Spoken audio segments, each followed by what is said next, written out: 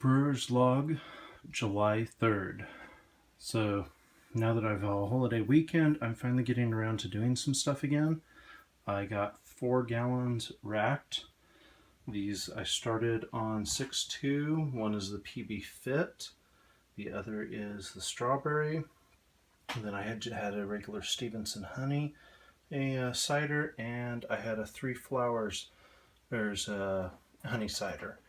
Those were the ones that I got racked today. The PB Fit, or the peanut butter cider, came out a little less peanut buttery than I would like. It's not bad, but I was hoping for a little more peanut butter flavor to it, but it is kind of nutty. So we'll see what it's like after it sits in the rack for a few days, and hopefully I get what's in the fridge bottled so I can put these into cold crash. I did fill this up to the upper point with cider that had not already, or with more apple juice as the sweetener instead of doing any more additional honey. Same thing with the strawberry, is that I topped it off with additional apple juice. I did like the flavor of this, and it has a nice strawberry aftertaste to it. You don't notice the strawberry is up front, but you definitely know it's strawberry as it goes through the mouth. It has a very nice flavor to it. Stephenson honey was good.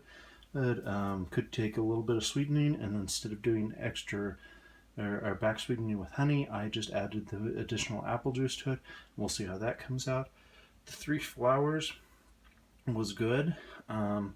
It's not as good as the 3 flowers mead. There's not as much flavor to it, but at the same time it's not the overpowering floral that the 3 flowers mead has. And this is the 3 flowers mead here. And as you can see, I've drank most of my glass. There's a nice clear amber to it and has a really good flavor along with that floral scent. And then the floral is actually kind of overpowering, but I like it that way. The 3 flowers mead did not have that, so we'll see how that comes out now that it's racked and it had a little bit of sweetening added to it. And then here are my 4 ciders I started tonight. 2 of them are just a standard honey cider that I use an SO4 yeast in. There is a teaspoon of yeast nutrient in it and a half a teaspoon of pectin in it, along with a half a teaspoon of SO4.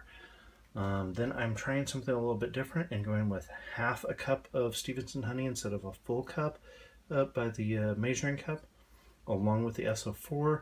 It also has a half a teaspoon of SO4, a teaspoon of yeast nutrient, and a half a teaspoon of pectin enzyme. And then finally, I decided to start another 3 flowers since I'm enjoying those so much. This has 2 tablespoons of chamomile, 2 tablespoons of heather, and 2 tablespoons of elderflower, along with a full cup of SO4 in it, not SO4, a full cup of Stephenson honey, half a teaspoon of SO4, a teaspoon of yeast nutrient, and a half a teaspoon of pectin enzyme. So we'll see where that's at after. I'm going to try to shake it every day.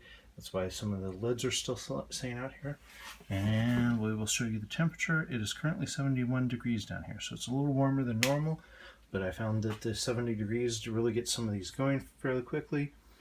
And so we'll see where I'll try to do some updates as I shake these and get these going, and finally get some of the other stuff bottled and these that are racked into the fridge, because I've got another 2 gallons there that are ready to rack.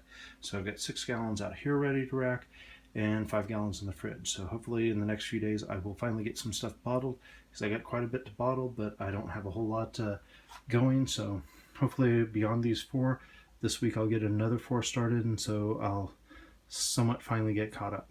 But that's the current status, and we'll see from there.